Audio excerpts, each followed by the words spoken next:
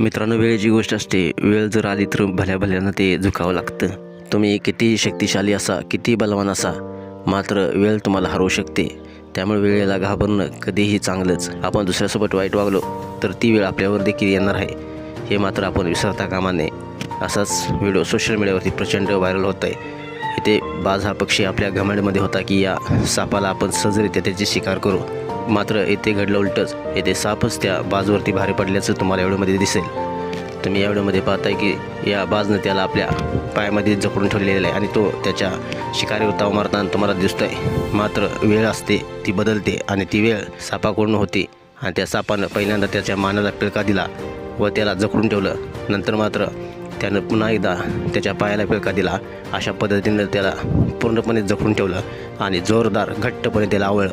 अशा प्रकारे त्या सापानं त्या बाजची शिकार केल्याचं तुम्हाला एवढ्यामध्ये दिसतंय. मित्रांनो, घमेंड आणि अहंकार हा थोड्या दिवसासाठीच असतो. ज्यावेळी वेळ आपली खराब असते त्यावेळी मात्र व्याजासकट आपल्याला ते फेडावं लागतं. असा हा व्हिडिओ सोशल मीडियावरती प्रचंड व्हायरल होत आहे. मित्रांनो, तुम्हाला हा व्हिडिओ कसा वाटला नक्कीच कमेंट्स करा आणि या SS स्पोर्ट चॅनलला सबस्क्राईब देखील करा. धन्यवाद.